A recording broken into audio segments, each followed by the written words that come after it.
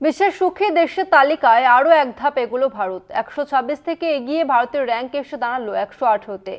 বিশ্বের সুখ সূচক তালিকায় শীর্ষে ফিনল্যান্ড।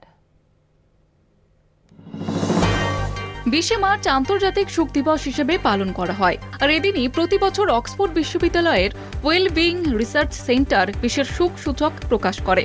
এবার সেই তালিকায় ভারতের র্যাঙ্ক উঠে এলো 118। গতবারের তুলনায় ভারত এগোলো বেশ কিছুটা। 2024-এ বিশ্ব সুখ সূচকে ভারতের র্যাঙ্ক ছিল 126। তবে এক্ষেত্রে ভারতের তুলনায় এগিয়ে রয়েছে সন্ত্রাস বিধ্বস্ত এবং অর্থকষ্টে জর্জরিত পাকিস্তান। এক নজরে দেখে নেব সুখ সূচকে নেপাল, পাকিস্তান সহ ভারতের প্রতিবেশী রাষ্ট্রগুলির অবস্থান কি।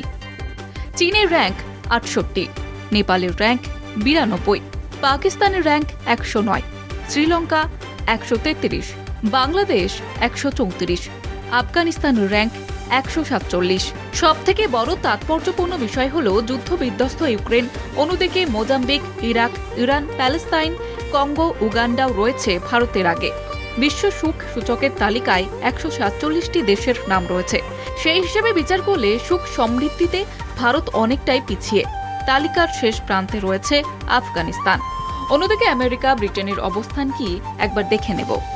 ব্রিটেনের র্যাঙ্ক 23, আমেরিকার 24, প্যালেস্তাইন 108, ইউক্রেনের র্যাঙ্ক 111। এখন প্রশ্ন, সুখ বিচারের মানদণ্ড কি? সংশ্লিষ্ট দেশগুলির নাগরিকদের জীবনযাপন, পারিবারিক ঐক্যবদ্ধতা, সে দেশের আইন শৃঙ্খলা, সরকারের জনকল্যাণমূলক পদক্ষেপ থেকে নাগরিকদের সুখ সমৃদ্ধি ইত্যাদি নানা বিষয়গুলি মানদণ্ডে থাকে। এখন প্রশ্ন, তালিকায় কেন এতটা পিছিয়ে ভারত? এক্ষেত্রে মনে করা হচ্ছে ভারতের দুর্নীতির বিষয়টি বড় কারণ হতে পারে। এটা 13তম রিপোর্ট। এই নিয়ে 8 বার বিশ্ব সুখ সূচকের তালিকায় নিজের শীর্ষ অবস্থান বহাল রাখল ফিনল্যান্ড। ডেনমার্ক, আইসল্যান্ড, সুইডেন যথারীতি তালিকায় প্রথম 4-এ রয়েছে। কলকাতা টিভি।